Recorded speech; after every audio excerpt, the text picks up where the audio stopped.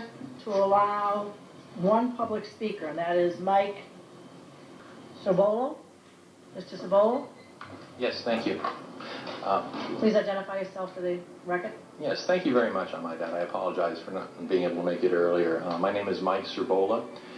I'm here, about myself, I have taught all grades. I was fortunate enough to be a uncertified teacher. They were desperate.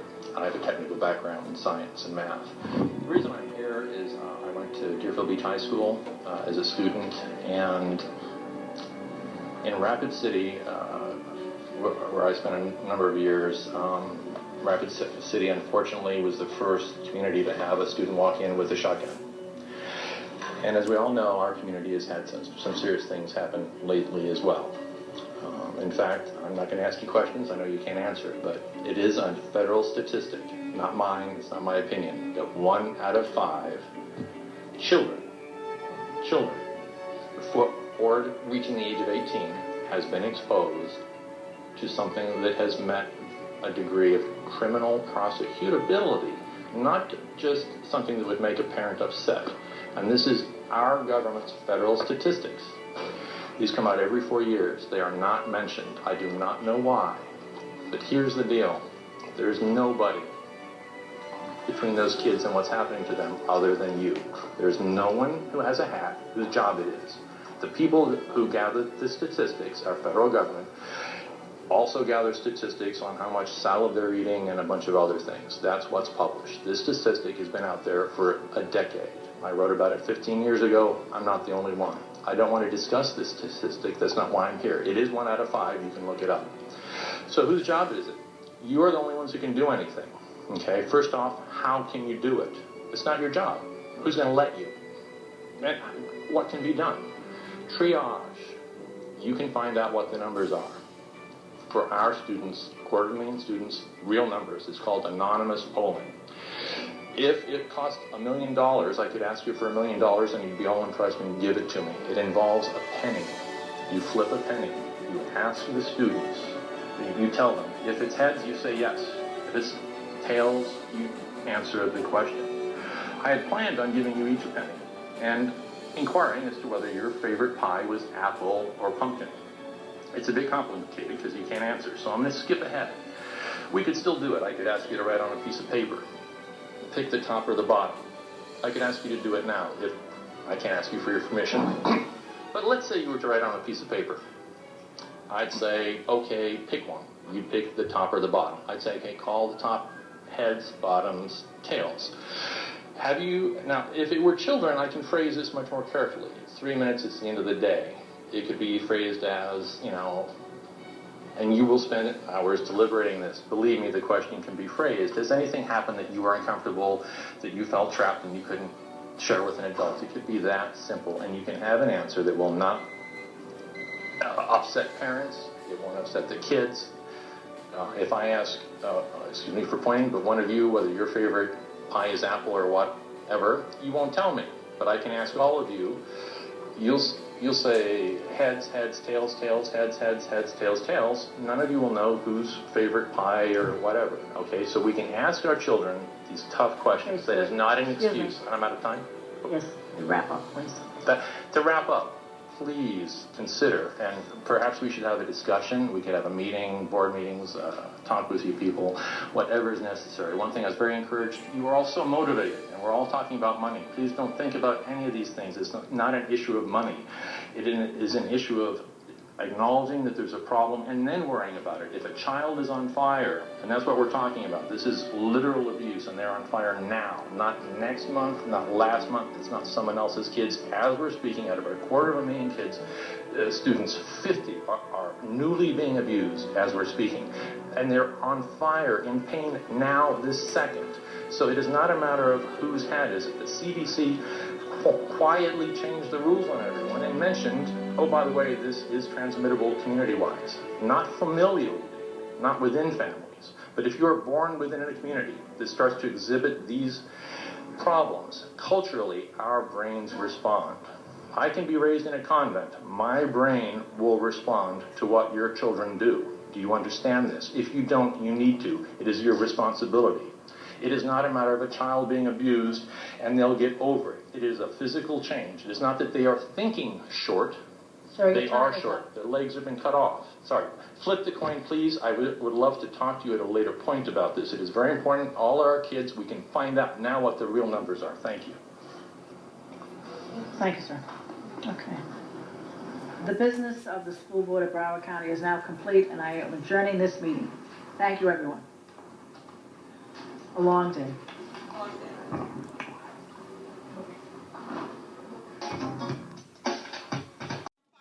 For poverty, fighters for people that look like you and me, fighters to make sure that our communities are safe worldwide, fighters for standing up for things that are important to us.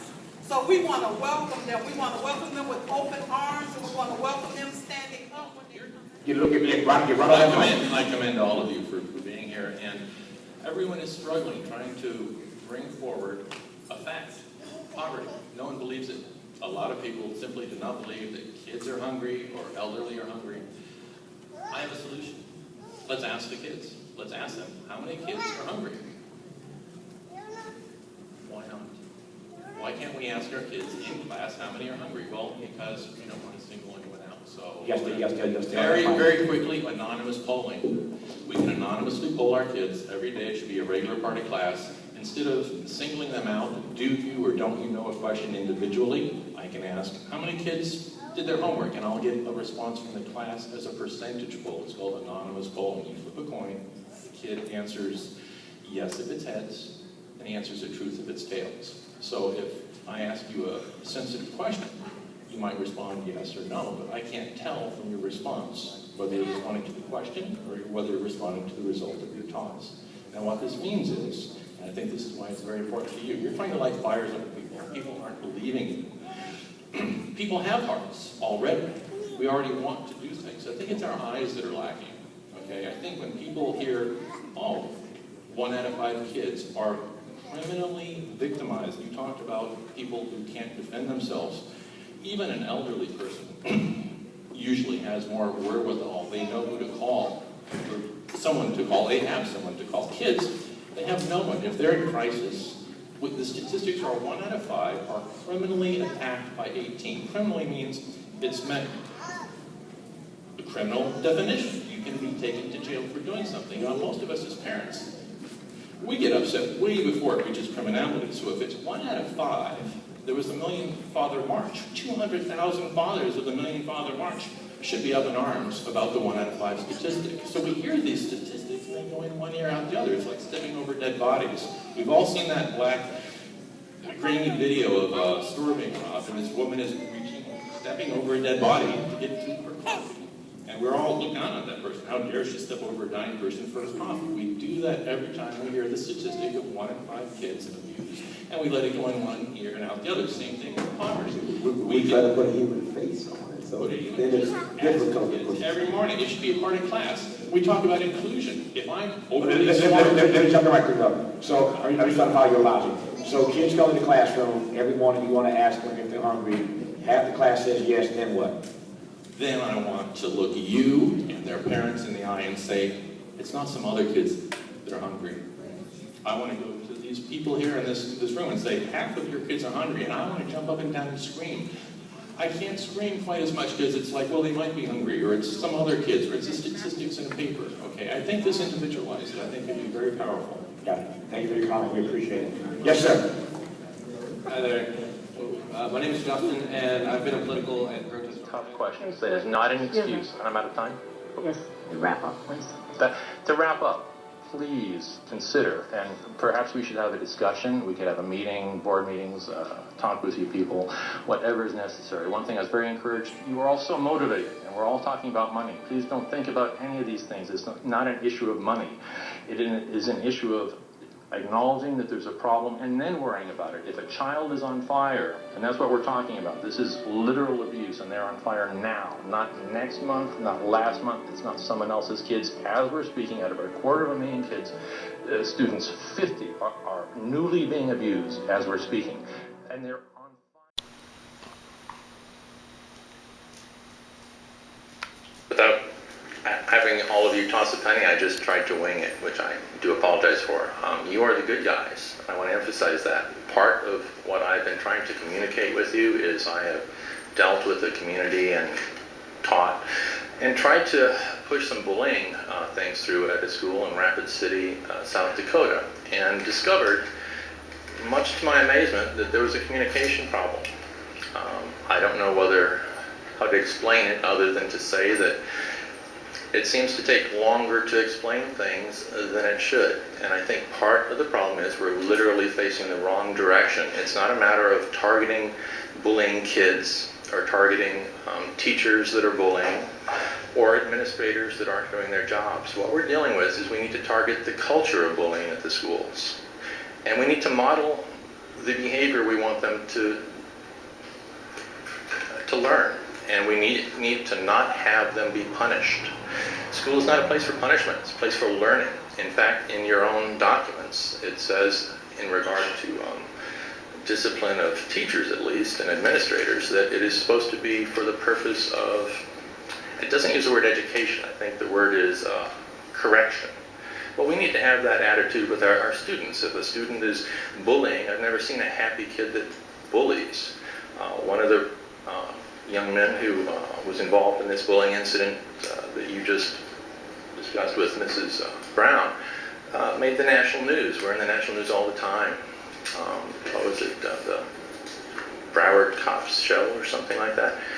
You know, these kids aren't happy. They're screaming for help and we're not able to respond. And I did contact you at one time and I used some metaphors.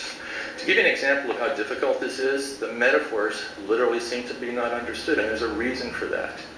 And it gets worse every year. And everyone knows what to do and kind of feels something is wrong. No one feels empowered to take action. My reason for using the harsh language earlier, kids on fire, was not, because I know you know metaphors, and yet you did bring in, you know, the next meeting, by odd coincidence, a fire marshal to receive an award. When I used the metaphor of, you know, I wanted to provide you with a large stick so you could use it to bring some of these motions through. When I've spoken with Mrs. Brown, she likes lots of the people she deals with and wants to see change happen, but she's afraid of speaking for that change because she doesn't want to intrude on what she views as good versus bad people. There are no good versus bad people. It's not about individuals. A good person, if they see someone making a bunch of noise, will say, good, I wanted to do something about that anyway. I'm going to use that person making noise to accomplish something. That is what I meant by a big stick. You just meant the big stick. Nothing personal, Monica. But that's a metaphor. These are simple changes. I would like to see the school board right now, right here, if it's not an emergency, if people don't use the word emergency, if the 1 out of 5 statistic isn't enough to frighten the pants off of everyone, newsflash, our statistics are worse than the national average. It's not 1 out of 5 kids in crisis in Broward schools, and we all know that. So in a committee, I know it's difficult, and I hate to look at you, Mr. Superintendent, but you know, it's harder for them to stand up as individuals. I think someone needs to say, this is an emergency. Maybe you are or aren't worse than other schools, but unless you state it as an emergency, it's not that you aren't doing wonderful things with Motorola and other things. This does not detract from that. Okay, Michael, your 3 minutes is absolutely right. I appreciate that. I will wrap up real quickly, because the next thing after you face the word that the fact there's an emergency is we need to do triage and find out where, what, you know, not who and how, okay, but we need to target the culture. In other words, it's the concept that you can have 1,000 kids put into a building with 100 adults, and you train those adults, and most of them think it's illegal, and I do want to mention this. What is it, FERPA does not say that it's illegal to anonymously poll and come up with real hard numbers on individual schools, and what the numbers are. In other words, which schools have a culture of bullying? Which schools have a culture within the education? Because it can be teachers and administrators that have that bullying attitude as well. Which schools are those? We can know that. There is no law against teachers anonymously polling their students, and that was what I was talking about previously with the coin toss polling. I've had 15,000 hits, mostly here in South Florida, and I know you're having a bullying meeting coming up next week. I know you met with the governor just a few weeks ago up in Boca High.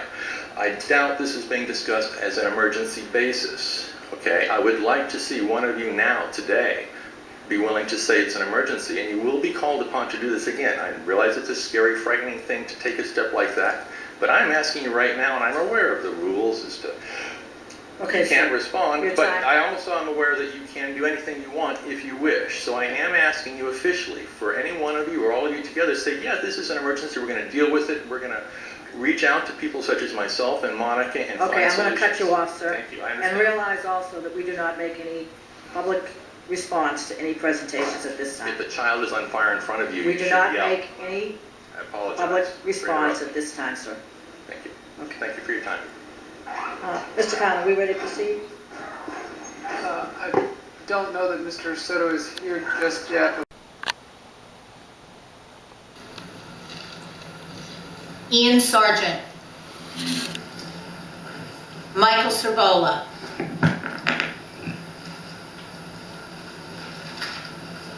My name is Michael Cervola, Deerfield Beach, and I've spoken, this is the third time. Last time I was here, I was rather confrontational, although I used my best low tone, and it didn't come across the way I expected. I challenged you to use the word emergency in order to empower you to action, so you could take action that apparently you thought you couldn't before. I'm not going to ask you to use the word emergency today. I don't believe it's necessary. I am here to communicate that we can know how many kids were bullied, not in 2011 or 2012, not statistically, but how many kids in individual schools, for example, Deerfield Beach Middle or pick a school, we can know how many were bullied last week and compare it to this week. And then next week, we can say, oh look, there's 10 more kids being bullied this week, or 10 more kids that say that they're considering suicide or something of that nature, and we can address it. Okay, we do not have that capability now, and that is what I'm talking about. And it's very simple to accomplish. I did bring some signs, which you were very graciously allowing, which is this. I can hold it up. I also want to add, even though I limited myself to 2 signs, I don't think anyone will complain. And I did agree not to walk with these in front of any schools because I don't want to be divisive. We're all on the same side in this. I think there can be no doubt as to that. Okay, this is a powerful tool that will provide numbers. No one need be afraid of numbers. No one will be held accountable or liable if you discover that 8 out of 10 kids are in crisis, or 6 out of 10, or 4 out of 10. The national numbers, although everyone agrees they're wrong, is 1 out of 5 are in serious crisis or have been victimized. I've never heard anyone say that that number is low. Okay, please take out a penny, toss it. Let me ask you a personal question. If the answer, if it's heads, you say yes. I can ask you all if you're gay, okay? Flip the coin.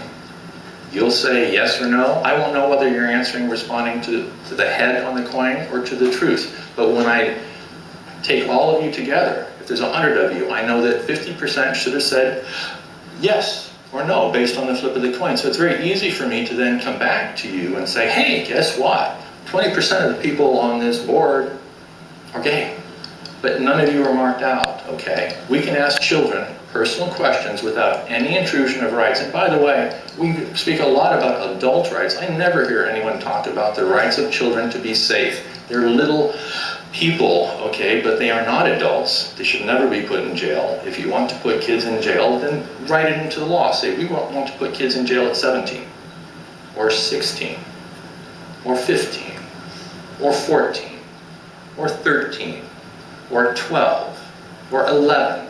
They cannot clamp shut on being children just because we call them students or because they step over a line. I believe I may have exceeded my time. The clock is doing strange things, but Yes, if you could wrap up, Mr. Cervola, please. Because of what has just happened, I think I pretty much thank you for the signs because I talked too much. But I did want to say one more thing in regard to what just happened, and I will use this time, I apologize for this, but that teacher who was a hero, her heroism had to shine through the system which you represent. Not that you're bad, but the system, okay, forced her mind to make an excuse. When I heard the interview, her first thought was to apologize to you, to the things you represent. She apologized. She said, this is a quote, "I know I shouldn't have said I love the children." She not only apologized for that, but she went on to explain that the reason was because she thought it would be the last thing they ever heard. What type of system is it that a teacher feels she has to make an explanation in the first place or apologize? And that also means, by the way, as it happened, as that person was there, her brain had to actually process, and part of her brain was saying, oh, this is something you shouldn't say. Another part had to say, countermand that and say, oh no, it's a man outside with a gun, go ahead and say it. That fraction of a second, we are all accountable for. Her brain, that blood shouldn't have been flowing to that part of her brain. There should be no part of anyone's brain that says, I can't tell a first grader that I love them. Teachers do not appreciate, because we have not instructed them properly as to what the real job is there. It's not to get good grades. Thank you very much. Thank you. I appreciate the time. I went way over. Thank you. This woman has something Juliet to say. Please listen.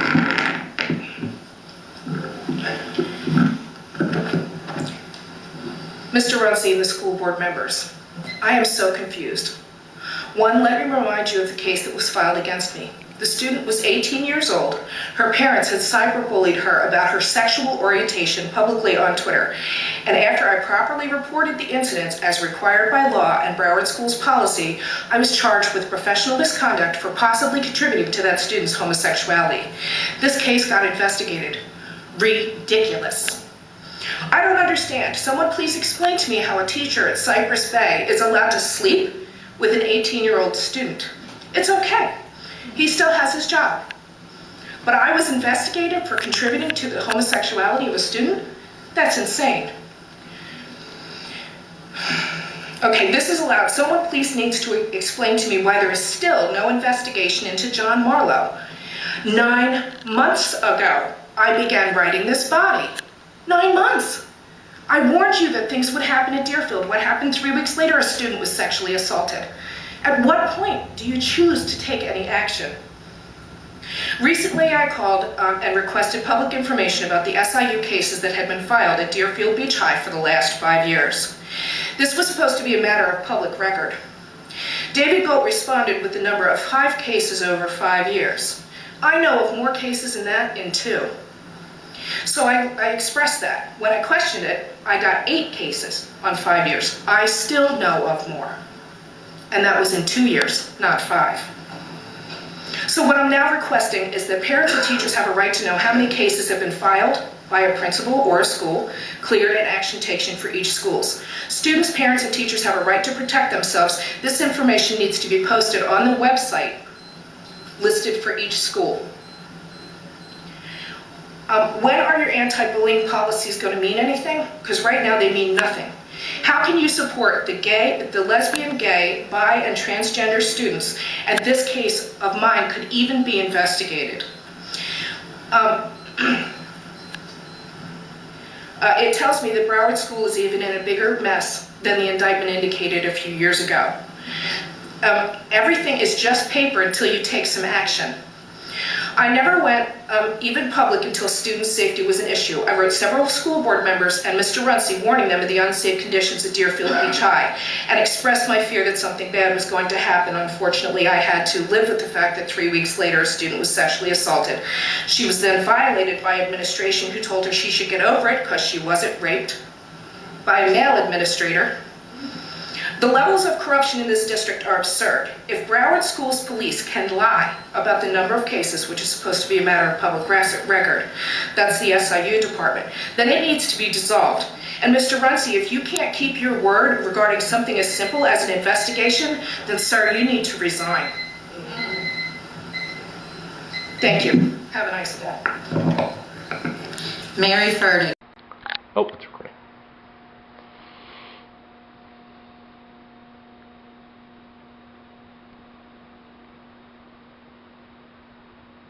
Never been a part of something obviously anywhere near this traumatic, and so I'm hearing the gunfire in the hallway, and I'm thinking in my mind, I'm in the first classroom. Why isn't he coming? You know, I'm thinking we're next, and you know, and in my mind I'm thinking, you know, as a 6-year-old, 7-year-old, what are your thoughts? What are your, you know, and I'm thinking that I have to almost be their parent. Like I have to tell them, you know. So I said to them, I said, I need you to know that I love you all very much.